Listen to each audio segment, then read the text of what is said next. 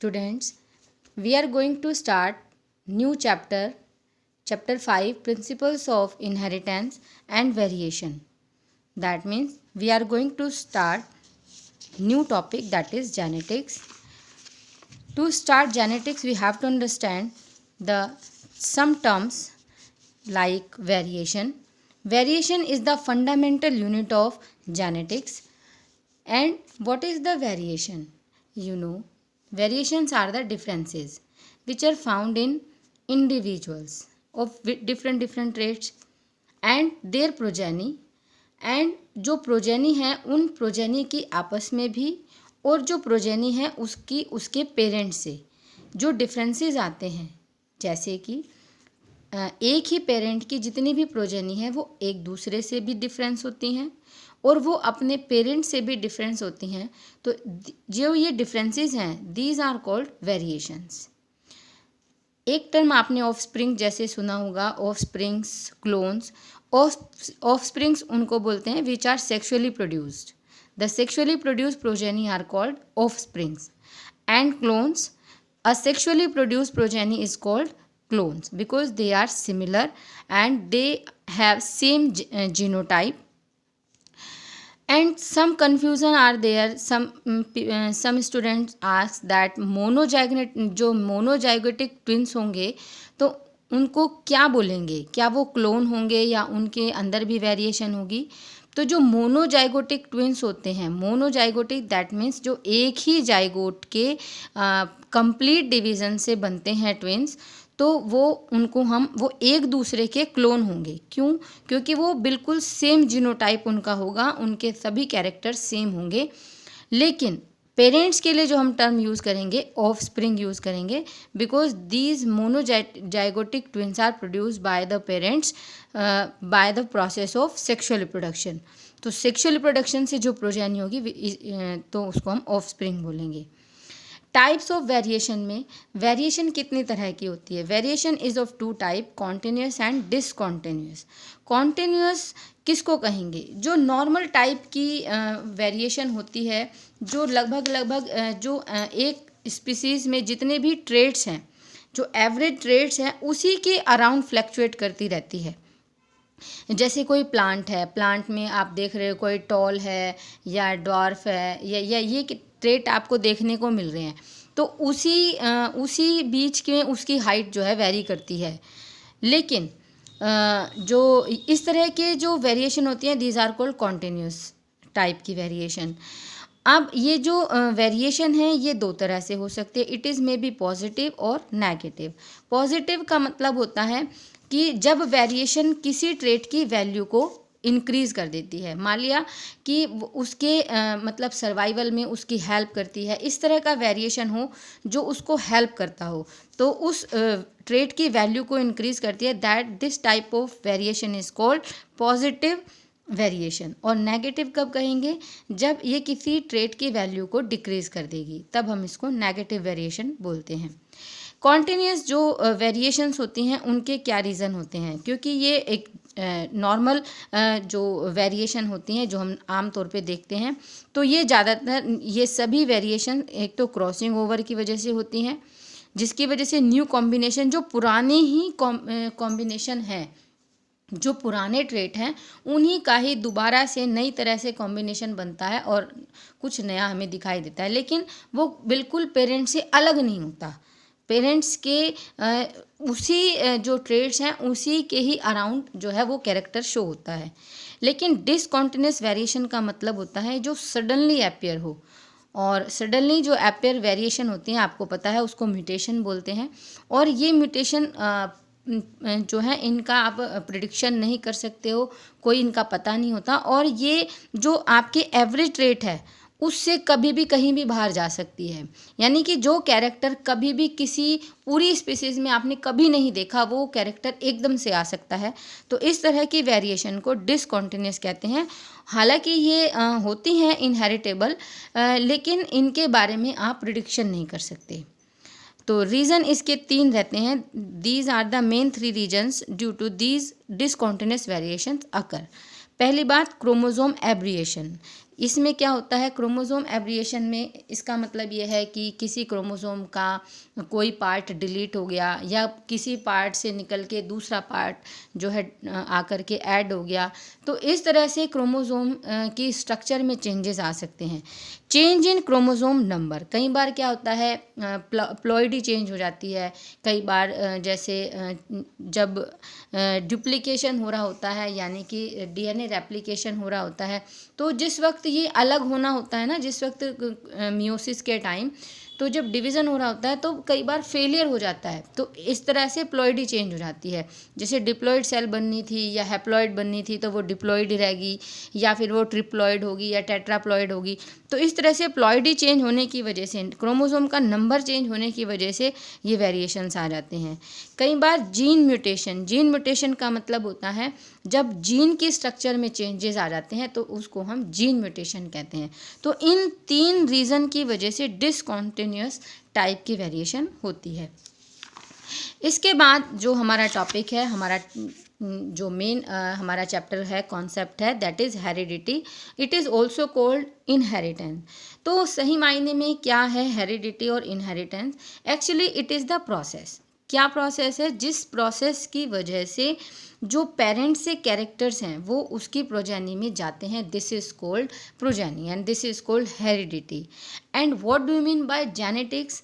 अब जो भी ये प्रोसेस है हेरिडिटी का, ये एक लॉज के अंडर यानी प्रिंसिपल्स के अंडर ये काम करता है। तो जेनेटिक्स क्या है? ये साइंस की वो एक तरह की वो साइंस है जिसमें हम लोग यानी कि इनहेरिटेंस और वेरिएशन को पढ़ते हैं, या ये कह लीजिए कि प्रिंसिपल्स एंड मैकेनिज़्म पढ़ते हैं, जिसमें हम बायोलॉजिकल इनहेरिटेंस को पढ़ते हैं, जिसमें हम लोग इनहेरिटेंस का मतलब हेरिडिटी और वेरिएशन दोनों को ही हम इसमें पढ़ते हैं। तो who is the father of genetics? सभी लोग जानते हैं father of genetics was Gregor John Mendel. और इन्होंने ऐसा क्या काम किया जिनको हम इनको फादर ऑफ जेनेटिक्स बोलते हैं? क्योंकि सबसे पहले जो जेनेटिक्स के बेसिक प्रिंसिपल्स थे तो वो इन्होंने दिए थे। और सबसे पहले इन्होंने स्टैटिक्स यानी कि जो मैथमेटिक जो ऑब्जर्वेशंस हैं वो बायोलॉजी में फ़र्स्ट टाइम यूज़ करने वाले जो थे वो ग्रेगर जॉन मेंडल थे। He worked on garden P which is जो बायोलॉजिकल नेम है पाइसम सटाइवम। एंड इन्होंने वैसे तो 34 वैरायटीज़ ली थी, फिर बाद में सेलेक्ट करके उसमें से 7 वैरायटीज़ पे काम किया था। और इन 7 वैरायटीज़ को भी कंट्रास्ट ट्रेट्स के साथ लिया था। ये सब जो आपको वर्ड आपको दिखाई दे रहे हैं थोड़ा सा, जो आपको शायद प्रॉब्लम हुए, तो इसके बाद में ये जो टिपिकल वर्ड या टर्म आ रही है उनको एक्सप्लेन करने वाली हूँ। इसके बाद उन्होंने अपने प्रैक्टिकल यानी कि अपने एक्सपेरिमेंट में क्या क्या यूज़ किया? उन्होंने क्रॉस ब्रीडिंग को यूज़ किया, सेल्फ ब्रीडिंग को यूज़ करके अपने एक्सपेरिमेंट्स किए। कई बार क्वेश्चन पूछ लिया जाता है कि ग्रेगर जॉन मेंडल ने गार्डन पी ही क्यों यूज़ किया, कोई और प्लांट क्यों नहीं यूज़ किया? तो इसके लिए कुछ रीज़न हैं। जैसे पहली बात तो जो गार्डन पी है उसके पास लार्ज वैरायटीज़ हैं। दूसरी बात, पहले ही गोस जो थे बायोलॉजिस्ट थे, उन्होंने पहले इस पर काफ़ी काम किया हुआ था। तो पहले जिस पर ज़्यादा स्टडी हो चुकी होती है तो उसी को प्रेफर करते हैं। दूसरी बात, it has small flowers it is small plant. ये प्लांट तो स्मॉल है बट फ्लावर्स लार्ज हैं। और सबसे बड़ी बात, दे हैव बाइसेक्शुअल फ्लावर्स। दूसरी बात, it is easy to cultivate, it doesn't require much care and these flowers are self pollinated by nature। तो नेचरली तो जो है वो self pollinated, but they can be cross pollinated and plant produces fertile hybrids. ज़्यादातर जब हम लोग experiment करके हाइब्रिड्स बनाते हैं तो वो जो हाइब्रिड होते हैं वो स्ट्राइल होते हैं। स्ट्राइल दैट मीन्स वो आगे रिप्रोडक्शन नहीं कर पाते। लेकिन जो ये पी प्लांट हैं तो जब हम इनके हाइब्रिड बनाते हैं तो वो जो हाइब्रिड होते हैं वो फर्टाइल होते हैं। तो ये था रीज़न जिसकी वजह से इन्होंने गार्डन पी को सेलेक्ट किया अपने एक्सपेरिमेंट के लिए। इसके बाद अपने एक्सपेरिमेंट में टोटल उन्होंने 4 स्टेप को यूज़ किया। सबसे पहला था सिलेक्शन। मैंने अभी आपको थोड़ी देर पहले बताया था कि उन्होंने गार्डन पी की 34 वैरायटीज़ स्टार्टिंग में ली थी और फिर उन पर बहुत सारे वर्क किए और उसके बाद 7 वैरायटीज़ को, यानी कि 7 जो वैरायटी यानी 7 कैरेक्टर्स जो थे प्लांट के, उन पर स्टडी किया। दूसरी बात उन्होंने सेकंड स्टेप था हाइब्रिडाइजेशन। हाइब्रिडाइजेशन का मतलब होता है कि क्रॉस कराना डिफरेंट वैरायटीज़ में, तो उसके लिए इमस्कुलेशन करना पड़ता है, यानी कि removal of anther from the flower in bud condition. दूसरा बैगिंग, यानी कि उसको ताकि वो कंटामिनेट ना हो उसके लिए उसको बैगिंग यानी कि बैग से रैप कर दिया जाता है। उसके बाद डस्टिंग, जब जो हमारा पार्ट है वो जब पूरी तरह से मैच्योर हो जाता है तो फिर हम अपने डिज़ायर जो पोलन ग्रेन है उनको उसको डस्ट करते हैं, फिर उन पर टैगिंग कर देते हैं, क्रॉस हो गया, और उसके बाद जब शीट बनते हैं तो उनको कलेक्ट कर लेते हैं। तो ये है हाइब्रिडाइजेशन। और जो सेल्फ पोलिनेशन ऑफ हाइब्रिड्स, फिर उन हाइब्रिड जो हमारे बने हैं उनको फिर हम लोग सेल्फ पोलिनेट करके और फिर उन पर कैलकुलेशन करते हैं। सेल्फ पोलिनेट का मतलब है कि हम जो है F2 जनरेशन को क्रिएट करते हैं। तो ये आपके सामने एक मैं टेबल के फॉर्म में दिखा रही हूँ। This is the 7 character which are studied by the Mendel. Mendel ने इन कैरेक्टर्स को, और ये टेबल आपको हर हाल में बहुत अच्छे से याद करनी है क्योंकि इसके बेस्ड बहुत सारे न्यूमेरिकल आते हैं और इनको भी मैं कराऊंगी अच्छे से, लेकिन आपको ये बहुत अच्छे से याद करनी है। जैसे स्टेम हाइट है, हमने कैरेक्टर बताए हैं, 7 character are studied by Mendel. Stem height में हमने 2 ट्रेट लिए, टॉलनेस एंड डॉर्फनेस। टॉलनेस जो था वो डोमिनेंट ट्रेट था और रिसेसिव ट्रेट था डॉर्फनेस। फ्लावर के कलर में हमने वॉयलेट कलर जो डोमिनेंट और वाइट इसका कंट्रास्ट यानी इसके ट्रेट थे। फ्लावर पोजीशन में axial and terminal, these are the 2 traits. Pod shape, full and constricted. Pod का colour green and yellow. Seed colour yellow and green. यहाँ पर बच्चे कई बार कंफ्यूज हो जाते हैं। पोड के कलर में ग्रीन डोमिनेंट है, येलो रिसेसिव है, और सीड के कलर में येलो डोमिनेंट है, ग्रीन रिसेसिव है। आपको ये जो ट्रेट हैं वो रिसेसिव और डोमिनेंट के साथ याद करने पड़ेंगे। सीड शेप में राउंड जो है, राउंड ट्रेट डोमिनेंट है और रिंकल्ड जो आपका ट्रेट है वो रिसेसिव है।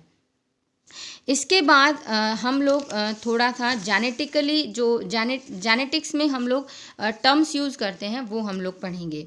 तो सबसे पहले टर्म जो अब तक आई है दैट इज़ कैरेक्टर। कैरेक्टर का मतलब क्या है, यानी कि कोई भी डिस्टिंक्ट, बिल्कुल अलग सा, बिल्कुल मॉर्फोलॉजिकल हो या वो फिजियोलॉजिकल हो, ऐसा कोई फीचर इंडिविजुअल का जिस पे आप वर्क करें, जिसको आप स्टडी करें, दिस इज़ कॉल्ड कैरेक्टर। जैसे ये आपने 7 कैरेक्टर्स अभी आपने पढ़े, स्टेम हाइट हो गया, फ्लावर कलर हो गया, पोड शेप हो गया, इस तरह से ये जो भी कोई कैरेक्टर है तो ये सब कैरेक्टर्स हो गए हैं, ठीक है। इसके बाद होता है नेक्स्ट ट्रेट। ट्रेट किसको बोलते हैं? ट्रेट जो भी आप कैरेक्टर हैं तो वो कैरेक्टर किस तरह से शो हो रहा है प्रोजेनी में, तो वो उसके ट्रेट हैं। देखिए जैसे स्टेम हाइट है तो स्टेम हाइट में मैंडल ने पी प्लांट में स्टेम हाइट के 2 कंट्रास्ट पेयर लिए, जिसमें एक था टॉलनेस, तो टॉलनेस हो गया उसका ट्रेट, यानी कि स्टेम हाइट के 2 ट्रेट हो गए, एक टॉलनेस एक डॉर्फनेस। इसी तरह से किसी कैरेक्टर के 2 ट्रेट भी हो सकते हैं और उस 2 से ज़्यादा ट्रेट भी हो सकते हैं। यूनिट फैक्टर क्या है? यूनिट फैक्टर का मतलब होता है, ये फैक्टर कुछ नहीं है, ये फैक्टर जीन ही है, जो आगे जाके बाद में इनको जीन बोला था। तो क्योंकि मैंडल को इतनी उस टाइम नॉलेज नहीं थी तो उसने इसको कंट्रोल यूनिट कहा इनहेरिटेंस की, क्योंकि आप लोग जानते हो जीन ही है इनहेरिटेंस को जो कराते हैं, जीन के थ्रू ही कैरेक्टर जाते हैं। तो जो कंट्रोल यूनिट है इनहेरिटेंस को, they are called factor by the Mendels, now they are called gene. What is the allele? Allele word बहुत जगह आपको आगे यूज़ होने वाला है, तो एलील के बारे में आपने बहुत ध्यान से सुनना है। एलील क्या है? एलील जीन की ही टाइप है या फॉर्म है। कौन सी फॉर्म है? That means which are found at the same locus. Locus होती है particular position of gene at the same, यानी एट द होमोलोगस क्रोमोसोम। क्योंकि आपको पता है डिप्लॉयड होते हैं एंजियोस्पर्म भी, एनिमल भी, तो जो डिप्लॉयड सेल होती है उसके अंदर 2 सेट होते हैं क्रोमोसोम के, तो इसी तरह तो हर एक क्रोमोसोम की उसकी दूसरी कॉपी होती है साथ में, तो इसको होमोलोगस क्रोमोसोम बोलते हैं। तो दोनों होमोलोगस क्रोमोसोम के सेम एक पर्टिकुलर पोजीशन पर एक ही तरह के जो जीन होते हैं, ठीक है, जो एक ही कैरेक्टर को फॉलो करते हैं, एक ही कैरेक्टर को कंट्रोल करते हैं, दे आर कॉल्ड अलील्स। तो कई बार क्या होता है, एक कैरेक्टर के 2 अलील होते हैं और कई बार एक ही कैरेक्टर के मल्टीपल अलील भी हो सकते हैं, यानी कि एक कैरेक्टर को बहुत सारे जीन मिलकर फॉलो कर सकते हैं। फिनोटाइप क्या होता है? ये एक्सटर्नल मैनिफेस्टेशन है, एक्सटर्नल रिप्रेजेंटेशन है किसी भी मॉर्फोलॉजिकल या फिजियोलॉजिकल कैरेक्टर्स का। जैसे मान लिया कोई प्लांट है, तो प्लांट की जो हाइट है वो टॉल है, तो वो उसका फिनोटाइप हो गया कि उसकी जो अपीयरेंस है, जो उसकी मॉर्फोलॉजिकल अपीयरेंस है वो टॉलनेस है। तो वो टॉल होना, उसका लंबा होना, या प्लांट के जो फ्लावर है उसका येलो होना या रेड होना, तो यानी कि जो भी उसको आप देखने से जो कैरेक्टर आपको दिखाई दे रहे हैं, दैट इज़ कॉल्ड फिनोटाइप। और जीनोटाइप क्या है? जो कैरेक्टर कभी भी शो होता है तो वो उसके जीन के वजह से ही शो होता है, अभी मैंने आपको बताया फैक्टर की वजह से। तो उसका जेनेटिक कॉन्स्टिट्यूशन क्या है, वो अगर वो टॉल है तो वो किस जेनेटिक स्ट्रक्चर की वजह से टॉल है। अब देखो जीनोटाइप में क्या होता है, फिनोटाइप में आप देख के नहीं बता सकते कि ये जो मान लिया टॉल है तो ये हाइब्रिड टॉल है या प्योर टॉल है, लेकिन जीनोटाइप से आपको पता लगेगा कि वो प्योर टॉल है या हाइब्रिड टॉल है। जैसे यहाँ पर देखो कि ये टॉल है, ये प्लांट, फिनोटाइप तो दोनों में सेम है, टॉल। अगर फिनोटाइप देखें तो टॉल यानी सेम है, प्लांट को बाहर से देखने में आपको लगेगा कि ये टॉल है, लेकिन अगर आप इसका जीनोटाइप स्टडी करें तो ये 2 तरह के हो सकते हैं, pure tall and hybrid tall. Pure tall that means जिसमें दोनों ट्रेट जो हैं वो सेम हो, होमोजाइगस उसी को ही बोलते हैं। और हाइब्रिड में क्या होता है, जो दोनों हैं वो अलग अलग हो, तो ये हाइब्रिड है। तो फिनोटाइप सेम हो सकता है लेकिन जीनोटाइप सेम नहीं हो सकता। होमोजाइगस मैंने अभी यहाँ पे आपको बताया, जिसमें जो मेंडेलियन फैक्टर यानी जो जीन है, जो ट्रेट है वो सेम होंगे, तो उसको आप बोल सकते हो होमोजाइगस। तो ये अगर मैंने डोमिनेंट का बनाया है, तो रिसेसिव का अगर बनाना चाहो तो स्मॉल टी बना सकते हो। हेट्रोजाइगस किसको कहेंगे? जिसमें जो आपके पास मेंडेलियन फैक्टर यानी जिसको हम जीन बोलते हैं, अगर वो कंट्रास्टिंग अलील में हो, यानी कि एक डोमिनेंट और रिसेसिव के साथ हो। एक टर्म ज़्यादातर यूज़ होती है which is called hybrid vigour. तो हाइब्रिड विगर क्या है? हाइब्रिड विगर का मतलब होता है, कई बार क्या होता है, हाइब्रिड जो है अपने पेरेंट्स से ज़्यादा अच्छा ट्रेट शो करता है, that is called hybrid vigour. एक कंडीशन और देखी जाती है होमोजाइगस और हेट्रोजाइगस के अलावा, दैट इज़ हेमीजाइगस। तो what do you mean by the hemizygous? Hemizygous का मतलब होता है, देखो डिप्लॉयड सेल में होते हैं 2 ट्रेट, ठीक है, 2 मेंडेलियन फैक्टर, लेकिन कई बार क्या होता है, एक डिप्लॉयड सेल में केवल एक सिंगल कॉपी बनती है एक जीन की, तो जिसकी वजह से क्या होता है, वो हेमीजाइगस हो गया, आधा हो गया मतलब, ठीक है। अब जैसे ह्यूमन के अंदर जो ह्यूमन मेल होते हैं वो XY होते हैं, ठीक है, ये आपने पढ़ा हुआ है। ह्यूमन मेल को XY के साथ, तो X तो जो है ये क्रोमोसोम है, ये सिंगल कॉपी है। Y को हम नहीं मानते क्योंकि इसके पास बहुत कम जीन होते हैं और ये बहुत ज़्यादा छोटा होता है, तो सिंगल कॉपी ही हम इसकी मानते हैं, इसलिए इसको हम हेमीजाइगस कंडीशन बोलते हैं।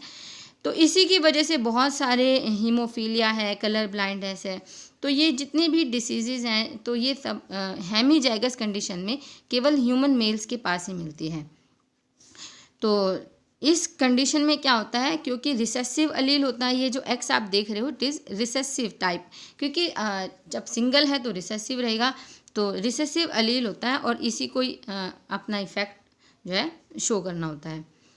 इसके बाद आपने कई बार वर्ड सुना होगा डोमिनेंट, रिसेसिव। तो अगर आपको कहीं ये डिफ़ाइन करना पड़ जाए तो आप कैसे डिफ़ाइन करोगे? मुझे पता है आप लोगों को आता तो है सब कुछ, बट अगर आपको डिफ़ाइन करना पड़े तो डोमिनेंट फैक्टर क्या है? Dominant factor can express it's effect in both, अगर होमोजाइगस कंडीशन है तो ऑब्वियस है वो अपने आप को शो करेगा ही करेगा, टॉल है, क्योंकि होमोजाइगस कंडीशन में तो रिसेसिव भी अपने आप को शो करता है।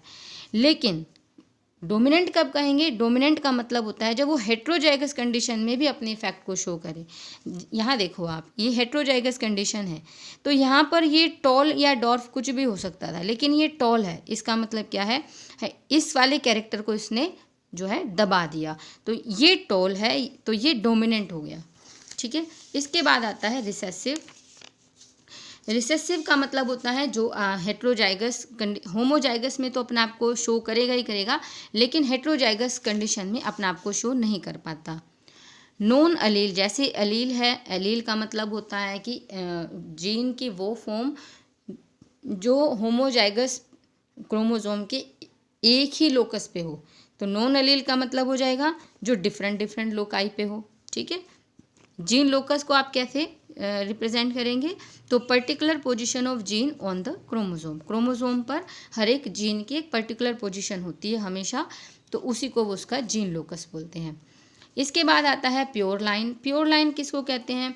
ये इस तरह के इंडिविजुअल्स हैं या स्ट्रेन्स हैं जिनको हमें उन इंडिविजुअल्स को जो होमोजाइगस कंडीशन में होते हैं और उनको रिपीटेड सेल्फ फर्टिलाइजेशन के थ्रू बनाया जाता है, ताकि उसमें जो मिक्सिंग है कैरेक्टर्स की वो ना रहे और प्योर फॉर्म में जो भी कैरेक्टर शो हो वो प्योर फॉर्म में हो, दैट मीन्स होमोजाइगस कंडीशन में आए।